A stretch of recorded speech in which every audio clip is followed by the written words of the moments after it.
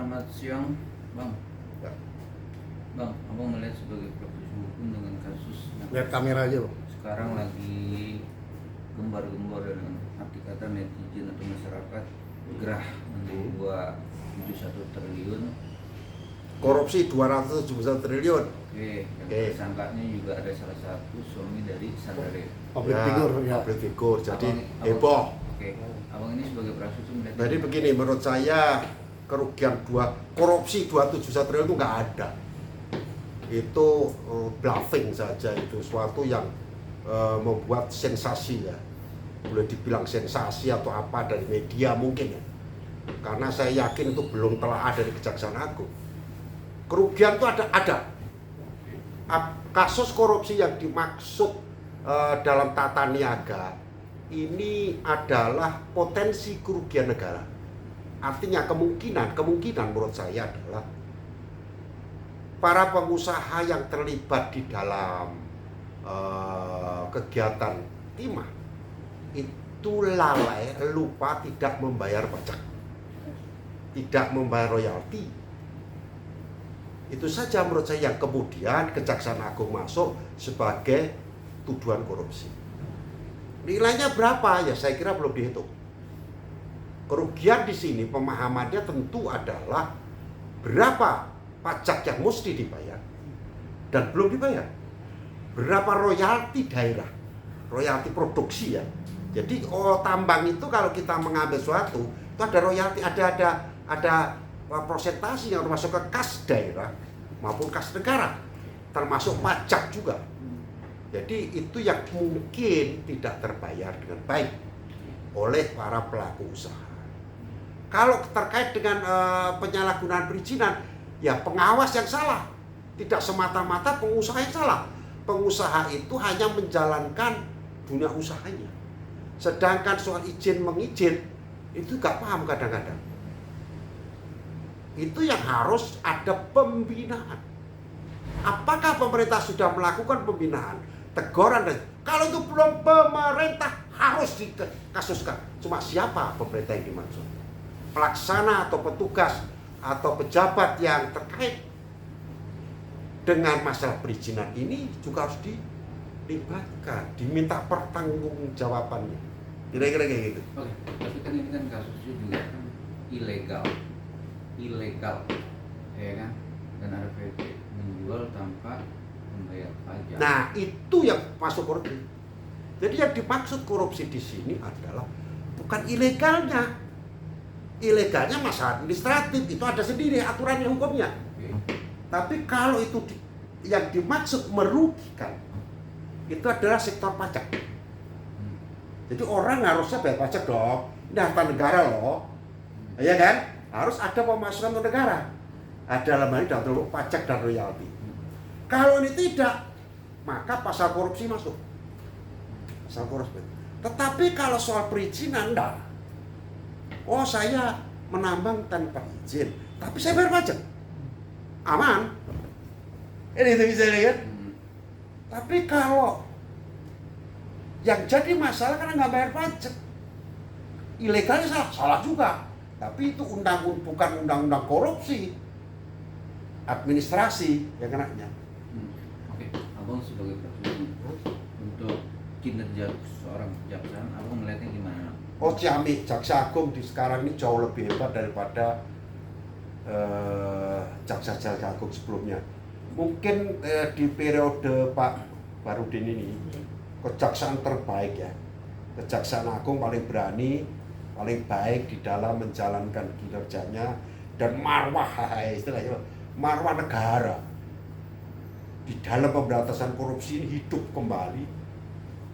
Negara hadir dalam pemberantasan korupsi melalui kinerja Kejaksaan Agung. Ini harus dihormati dan harus diakui bahwa banyak kasus-kasus triliunan, bukan recehan. Nah, kalau dulu kan ditangkap tangan 40 juta rupiah, itu kan nggak main. Kejaksaan Agung 8 triliun, 18 triliun, ngeri kan? Terakhir 271. Wah, kalau itu kegedean, dia bilang nih jangan terlalu bluffing lah. 271 triliun korupsi itu siapa nih pengertiannya? Oh ternyata ini analisa dari ahli lingkungan. Loh kalau ahli lingkungan ya jangan dikait-kaitkan dengan korupsi senilai itu. Ternyata itu adalah info yang beredar, bukan pernyataan resmi negara. Nah ini kita bedakan.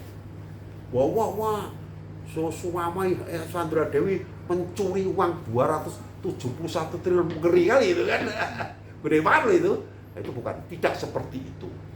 Saya kira yang menjadi masalah nanti di dalam kasus tambang timah dan untuk perbaikan di kemudian hari di tempat lain adalah bagaimana pemerintah hadir dalam menata tambang-tambang yang ada, membina pengusaha-pengusaha yang ada agar mereka bisa memberikan kontribusi pada negara melalui pajak.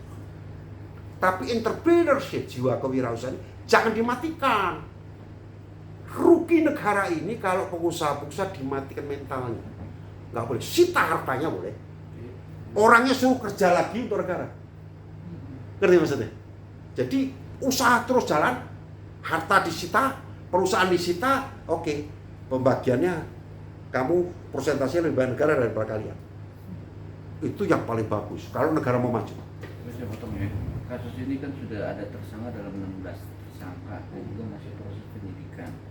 Ya kan, dan itu juga ada bukti-bukti barang-barang dan hasil dari korupsi. Nah, abang sendiri bilang dibebaskan. Bukan, maksudnya itu hartanya disita. Orangnya sendiri. Tadi kan disita kan? Oke. Orangnya dipekerjakan. Kerja sosial gitu Bang. Apapun bentuknya. Ngerti maksudnya? Jiwa kewirausahaannya terus digali, dihidupkan untuk mengembangkan usaha itu. Apakah dia statusnya terpidana kemudian dikerja sosialkan atau itu teknis. Tapi kalau kita negara ini mau maju, memanfaatkan nilai-nilai kewirausahaan yang dimiliki orang itu, manfaatkan. Kalaupun nggak digaji, tapi harta tetap. Kalaupun perusahaan diambil menjadi perusahaan negara, tapi tetap dikelola oleh mereka. Tapi hasilnya untuk negara. Nah, formatnya seperti apa? Terobosan hukum harus dimainkan. Bicara dimiskinkan dan dihukum. Ada gunanya. Ini nggak mencuri uang negara kok. Mana uangnya dicuri? Belum jadi duit kok. Ngerti maksudnya? Berbeda dengan saya pejabat nih, punya anggaran APBN, saya curi, nah itu korupsi. Pengertian korupsi lama ya. Nah korupsi sekarang ini Kejaksaan Agung memodifikasi pemahaman korupsi. Tidak hanya uang yang sudah masuk negara, potensi pendapatan negara yang tidak terbayarkan korupsi. Ngerti maksudnya? Jadi orang-orang ini harusnya menurut Kejaksaan Agung, lu nggak bayar pajak sehingga potensi negara dirugikan. Bukan uang masuk negara dicuri, bukan. Beda kalau pengertian umum korupsi, pengertian umum ya, ini korupsi juga. Bahwa uang udah masuk nih dalam bentuk proyek, saya curi ini uangnya. Itu mencuri. Ini adalah bekerja kreatif. Harusnya ada negara yang ada penghasilan, negara nggak dikasih negara bagiannya. Beda ya. Tapi kan ini kan merugikan khas negara. Rugi yang mana? Potensi. Ilegal. Ya ilegal yang mana? Ya dia menjual barang itu ke PT itu tidak membayar pajak. PT-nya di mana? Nah ya ini kan soal pajak lagi tadi saya ngomong. Pajak harus dibayar kan? Ya sudah, kejar pajaknya. Berapa pajak yang terhutang? Itu dulu nomor satu. Itu yang harus bayar pajak dan kewenangan untuk menagih siapa? Karena itu sudah menjadi kasus hukum ya Kejaksaan Agung bekerja bersama-sama dengan Dirjen Pajak. Tapi kenapa selama ini didiamkan? Ada yang salah. Siapa yang pemerintah atau pejabat institusi pemerintah yang terlibat periksa juga. Kenapa itu terjadi kepembiaran? Jadi jangan kemudian pengusaha menjadi korban. Pemerintah, pejabat yang bertanggung jawab dalam pembinaan pertambangan itu juga harus ikut terlibat. Pertanggung jawabannya, kayak gitu. Tapi untuk para tersangka, Kasus tersangka tetap proses hukum saja. Tetapi soal pertanggungjawaban terhadap sistem ketatanegaraan penyelenggaraan negara ke depan untuk perbaikan